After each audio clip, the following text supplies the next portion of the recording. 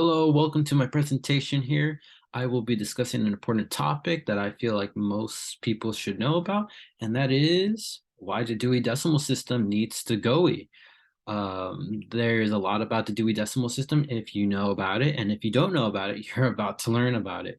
But I'm going to explain today's agenda for this topic, and today's topic is going to be discussing the purpose of this presentation, which is trying to convince you, the viewer, why we should ditch the Dewey Decimal System, as well as what the Dewey Decimal System is. You might be someone who might not even know about it, maybe have some knowledge about it, or maybe have full experience about it. But we're going to be discussing who Dewey is, what the Dewey Decimal System is, why is it commonly used today in our time and era, and why it needs to go for many various factors, as well as alternatives to the Dewey Decimal System, and what other options there could be, as well as the possible outcomes, and just recapping everything to bring it all back together. So let's start. The purpose. Well, the purpose of this presentation is one, to convince you, the viewer, why the Dewey Decimal System should go, and as well as show you the other possible alternatives to using the Dewey Decimal System.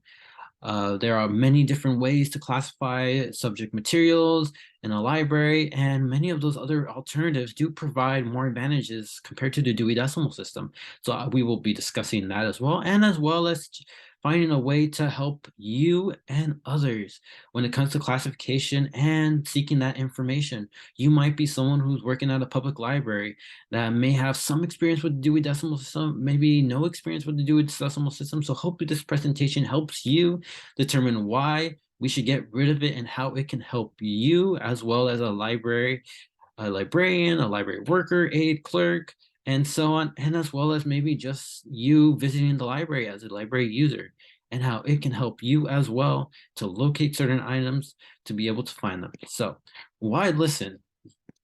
Why listen to this presentation? You might be asking yourself that question. Well, you should listen to this because one of the research and information provided throughout this presentation, studies that have been done, as well as testing that's been done across many public libraries that have ditched the Dewey Decimal System or have even tried using alternatives compared to the Dewey Decimal System. These have been tested across many public libraries across the United States and sometimes even around the world. So for those reasons, this is why you should listen to this presentation. But not only that, but also because of me. Who am I? You probably don't know who I am. But just to give you a little bit of background information, I do work at a public library for many years. I am a library clerk. I'm a library aide. I have dealt with the classification of materials and book materials, as well as cataloging and just having hands-on experience within the library and the Dewey Decimal System, engaging with it almost every day, as well as seeing patrons interacting with the Dewey Decimal System as well. So from those experiences and seeing those experiences from different perspectives, how people interact with them, what are their experiences, what do they feel, this all provides evidence to why the Dewey Decimal System needs to go, and as well just providing you a little bit of background information from my own library and what I see to share with you. So let's continue this. What is the Dewey Decimal System? Well, the Dewey Decimal System is a classification system that many libraries across the world use.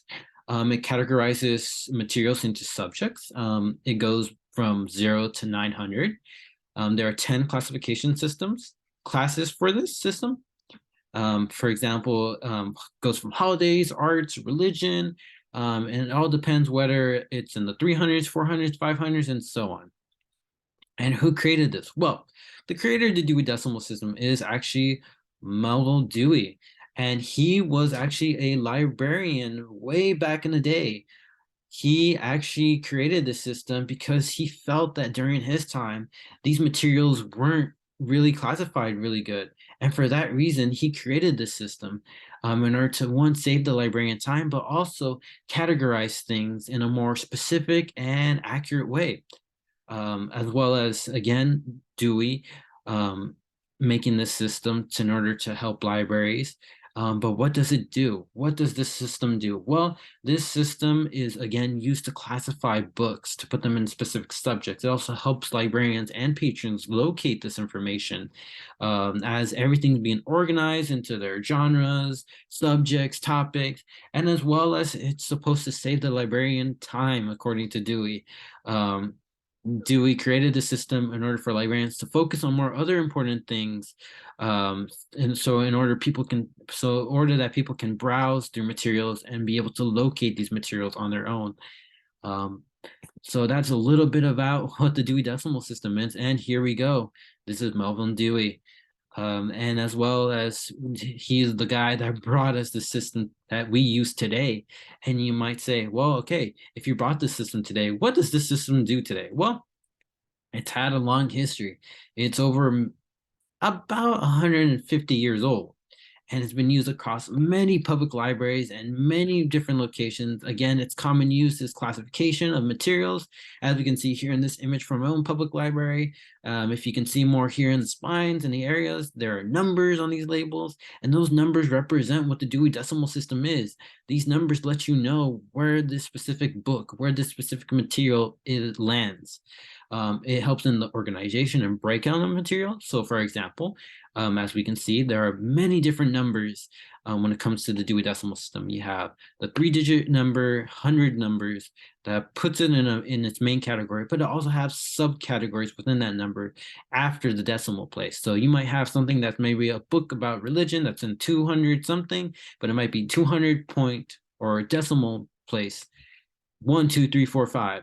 And those numbers after that decimal puts it in a subcategory, a sub-subject, to better specifically label what that material is all about. And also today, it's something that's being taught in many library schools. You might be someone who's a student who might have actually encountered the Dewey Decimal System. You might have heard this in the class. You also might be someone who has a career in librarianship. So you've actually been interacting with the Dewey Decimal System. And even if you haven't, this might be something entirely new to you. Well, this is what the Dewey Decimal System does. It helps classify these materials in order to make our lives better as librarian workers. And again, that is the Dewey Decimal System today. But there are some things you should know about the Dewey Decimal System. And as I would put it, why Dewey needs to Gowey. So for that reason, there are some reasons to why the Dewey Decimal System needs to go today. And I will be discussing the main topics for this. One would be the 5 laws of library science. 2, the Dewey Decimal System has way too many numbers, and I'm about to show you what I mean. And 2, Dewey Decimal System tends to place certain things and certain materials into different subjects that sometimes aren't related to what the book is about, and sometimes feels that it's being left out or excluded from certain areas within the Dewey Decimal System, but as well as seeing the bias and also hints of racism that the Dewey Decimal System seems to give off, and as well as can be seen from its creator, Dewey. So that's going to be something interesting as well to be learning about today, but as well as seeing how limited the Dewey Decimal System is. And lastly, just seeing how outdated it is and how old it is. And it's something that just needs to be replaced because it's just something that is not fitting well into our growing world of new information, new technology, and new development of ideas. And for those reasons, this is why the Dewey Decimal System needs to go, as I would say it. But first, when we discuss the 5 laws of library science, books are for all use. Books are for all. Every book has its readers. It saves the time of the readers, and a library is always growing. What do I mean about this when I talk about the Dewey Decimal System? Well, if the Dewey Decimal System is supposed to help categorize things, imagine if it's not. And I would say and argue that it's not. So if books are for use, how can people locate these books if the Dewey Decimal System is failing in helping patrons locate these books because of its confusing numbers or its confusing placement? How can the Dewey Decimal System be helping, as one of the second law says, books are for all? How can it be doing that if it's misplacing books in different areas that shouldn't be where they should be, or not representing those And those books that the Dewey Decimal System is placing them into its own categories. How can the Dewey Decimal System, as in the third law, every book has its reader, how can, if some books are being wrongly classified, they're wrongly being placed, and they don't fit into certain locations in the Dewey Decimal System, how can the Dewey Decimal System save readers time if it's confusing them? It's making them browse for long periods of time, and it's making patrons hard to locate these items. And how can the Dewey Decimal System as well be connecting with the changing world, and just going along with it as there's new information being developed, new ideas, new books, new materials? How can it be keeping up with this if it's just something that's been used for a very long time and being almost outdated? For example, as we continue in this discussion, we see that the Dewey Decimal System talks a lot about numbers, and it talks a lot about things, and there's just way too many numbers. For example, as we see here in one example from my library in the juvenile section, if we pay more close attention to these numbers, we see that the Dewey Decimal System has a lot of numbers, and especially the numbers after the decimal. So as we can see here in some examples, imagine you being a patron and going to look for a book that you really need, and all you see is this long number. This one right here, 323 decimal place 1196073. What the heck is that? That can be very confusing to a patron, and especially young patrons and young library users, where to them, they're more word-based search. They're looking for that Daniel Tiger book. They're looking for that Curious George book. They're looking for that Disney book. To a little kid, this would be easy. But imagine if they're trying to find a book material that's in using the Dewey Decimal System. Whoa. Look at this. Early readers, nonfiction at my library. And imagine a little kid just looking at this one book and seeing all the numbers after the decimal place, 7561392. How crazy is that? And it can be very confusing to many library users, especially young ones, where this can actually frustrate them. This can actually make them anxious. This can actually even cause them to get a bit angry because their information needs are not being fulfilled and met because of the Dewey Decimal System. It's causing so much confusion for them with these numbers. And it's something that libraries should be aware of, and librarians should be aware of, because young patrons might not even comprehend this type of level of a numerical system. For example, young patrons might not even have learned decimals yet at this point in time. So this can be very harmful for them, and where even young patrons might be afraid to ask for help. There might not be a librarian or a library clerk or anybody nearby to help them locate this item. And this can be very frustrating for them, because in reality, we're actually more a word-based type of people. We don't pay too much attention to numbers. I can speak for myself and others. Imagine, most of us probably do not like math. We like words. And imagine you searching something up in Google, and imagine trying to type in what you're looking for with numbers. That's going to be very confusing, where someone as young as a kid and as old as an adult, all they have to do on their phone is just type in that word phrase, art book. How easy is that compared to putting in a number such as 700, number? It's more easier. And that's why the Dewey Decimal System has to go, because these numbers can be very confusing to many different people. But another reason is, as I said, it's because the Dewey Decimal System misplaces certain items. For example, here we have in my section of the juvenile library, beginning of the Dewey Decimal System categories, we have books on Bigfoot, Yeti, mythological creatures, cryptozoology creatures. But yet we have coding here. We have technology.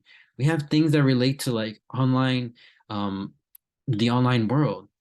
How do these two mix in well? But yet in the other section of my library, in the 398 section, we have books that are more related to what Bigfoot and Yeti is. We have zombies, vampires, werewolves. How are these two different books and sections not combined together. And this is something, an issue that the Dewey Decimal System and some have actually stated when it comes to other types of subjects, such as religion. Religion in the 200s is mostly Christianity, but yet why is it, and religions, but why is it separating other religions such as Judaism, Hinduism, Islam? It's a little bit confusing, isn't it, when these are being placed more upper in the Dewey Decimal System, such as in the 296s, but as well as when it comes to other subjects such as holidays like Ramadan, or Jewish festivals like Hanukkah or Kwanzaa.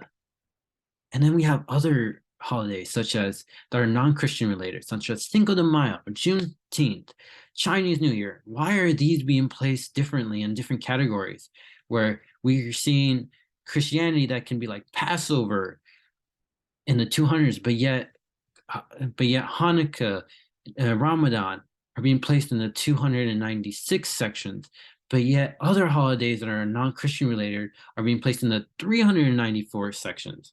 Why aren't these grouped together? And this applies to many areas in the Dewey Decimal System that many people have also been aware of, where it comes to other subjects such as when it comes to African American culture from American culture, political movements, historical events such as, African Americans, figures in history, let's say Martin Luther King, civil rights movement. Why are these separated from the general scope of history, especially in American history, that are more in the 900s, but these are being labeled and placed way down below, such as in the social sciences? Why is it that endangered species and animals and things such as pests or natural disasters are separated from other categories such as nature or pestilence or insects, space? For example, even animals.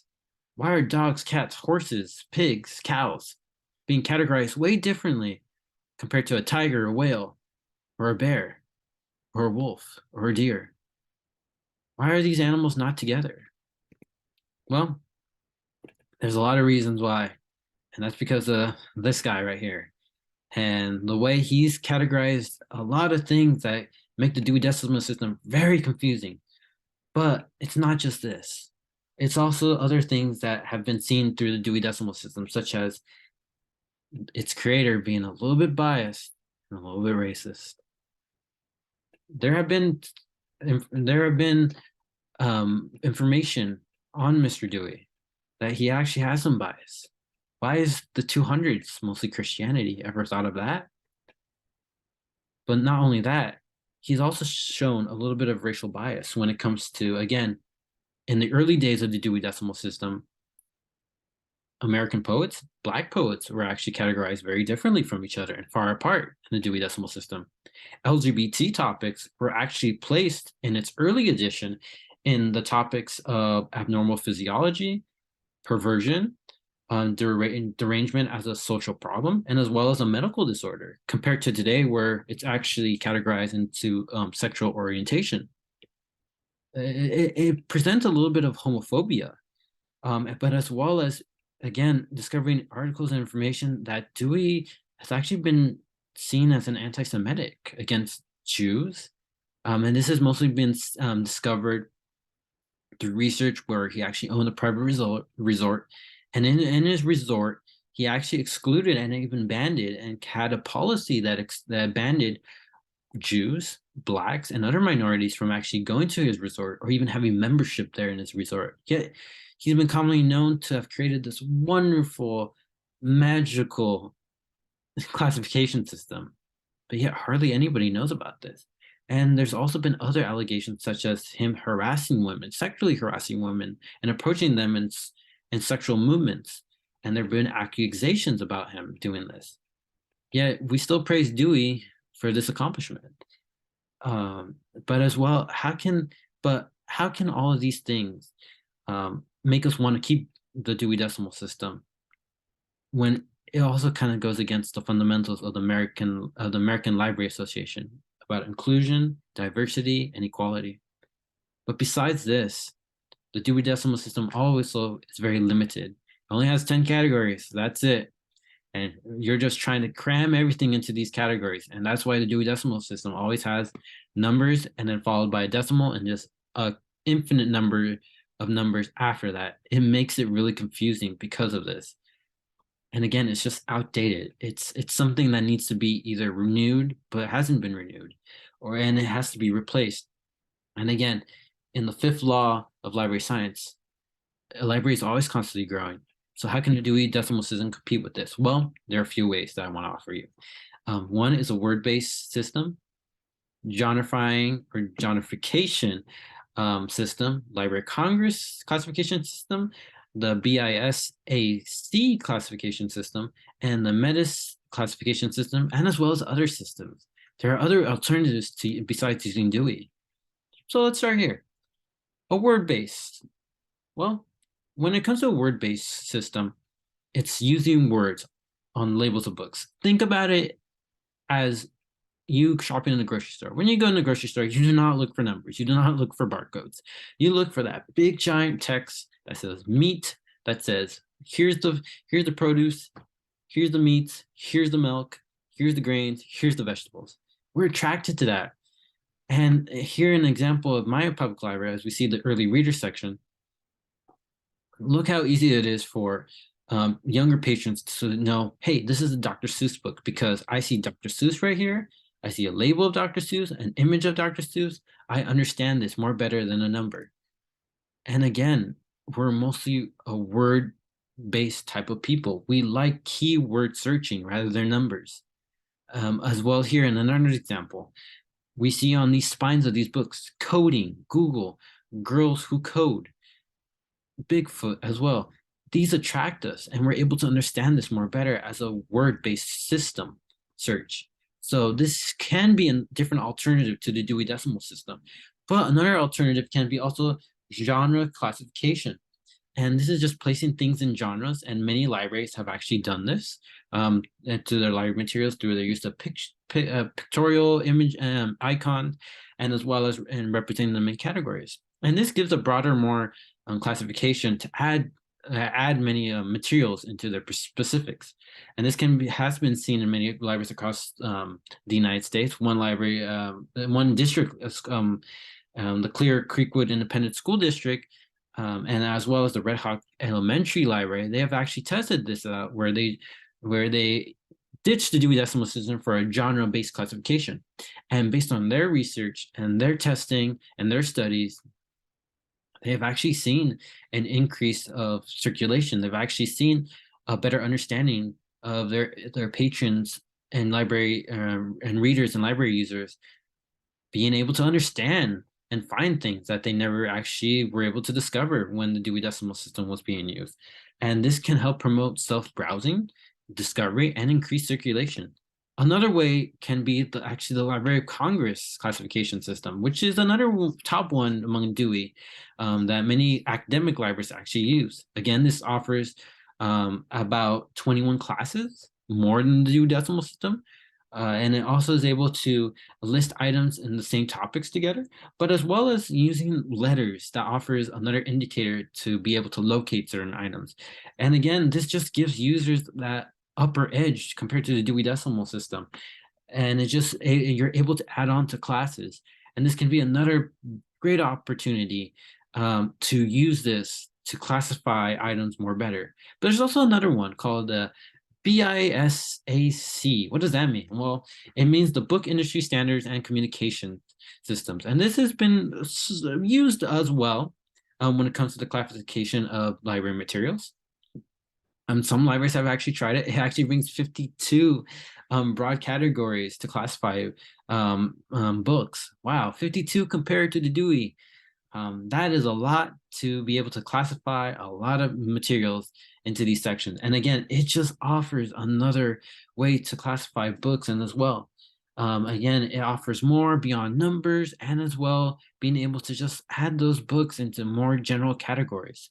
But another one can be the METIS classification, which was developed by the Ethical Cultural School in New York City. And again, it offers 26 classification and categories. This has actually been more geared towards children to help them, as this library and school was more children focused to help young patrons. As I previously stated, young patrons and young kids don't really know much about numbers, and it can be hard for them. So seeing something that is such as concepts or ABC or pop-up, like these things can help our young users discover what they need and what they're interested in, and as well as provide them with labels and things and icons that can really help them. And this can be also applied to older patrons and other collections. So we can see that these things do offer alternatives compared to the Dewey Decimal System. And again, there are way more things that many libraries and librarians have tried to use as a better classification system. There are many roads to lead to a better solution so that we can fulfill all of these laws of a library science, such as books are for use, books are for all, every book its reader save the reader time, and library is always changing. So the outcomes. Well, what are the outcomes if we actually change from Dewey? Well, one would be patrons and visitors. They will actually be able to find things that are able to locate their information needs. This will decrease frustration, and this will also promote people skills such as self-navigating, self-discovery, self-exploration. It also will increase circulation in many libraries and can be understandable by all ages. Again, the Dewey Decimal System shouldn't just be understood by those who work in the library or know about it. It should be understood by everyone from the oldest adult to the youngest patron. It will also bring a change to something that's just been outdated for a long time and really needs an update and a review. And also, it presents alternatives to classify different things, where with the other classifications systems, there are more broader classes to input books. There's also better placement and groupings for these books that fit more better than what the Dewey Decimal System is already placing them in. And it also suits better for newer materials and newer things to be added as the library constantly keeps growing. And it also can help you if you work at a library or interact with the library. It can help them and librarians just be able to help their patrons and library users and themselves, and as well as being able to discover all these things. And it's just a better fit as this world keeps developing and growing and just adding more information. And as we just recap everything that we learned, to the purpose to why I did this presentation was, one, to get rid of the Dewey Decimal System. As much as it helps in classifying certain library materials, it's important to know that it is flawed. It does have its errors. It does need some fixes. And for those reasons that I listed through the research, the information, my own experience, as well as the library aide and clerk for many years, it needs to be replaced. And knowing what it was, who created it, why is it mostly used today, it's really important and key to know in order to convince you why it needs to go. And again, when it comes to the bias, the racism about Dewey, as well as how it classifies things wrongly, misplaces things wrongly, and as well as the confusion of numbers, these things make it hard for many patrons to locate these items. And that's why alternatives to the Dewey Decimal System, such as the Library of Congress, the METIS classification system, genre classification system, a word-based system, and many others, can just help and offer different possibilities to classify things in a more better way than the Dewey Decimal System already is. And just seeing these possible outcomes, if this is done, where it can help patrons, it can help libraries, it can help promote self-discovery, self-independence for library users to discover these things on their own, and just help build, again, independence, because that's what libraries should be doing, helping users locate things quickly and easy, where these things can fulfill, well, I would say the 5 laws of library science, where one, where books are for use. How? Patrons can locate these items easily when using an alternative to the Dewey Decimal System. 2, books are for all. Well, how? It fulfills diversity, equality, and inclusion. 3, every book has its reader. How? It places books in the correct order in areas and subjects, and it represents everybody 100%. 4, it saves time for the reader. It makes a classification that's way easier for patrons to locate. And 5, a library that's constantly always growing with an alternative compared to the Dewey Decimal System. It will keep up with this growing world that produces a lot of materials, produces new ideas, new creations. And it just keeps up with this as the world keeps changing, the world keeps growing and advancing. And for these reasons, that's why the Dewey Decimal System needs to go. I thank you for your time, and I hope that I was able to convince you why the Dewey Decimal System needs to go. Thank you.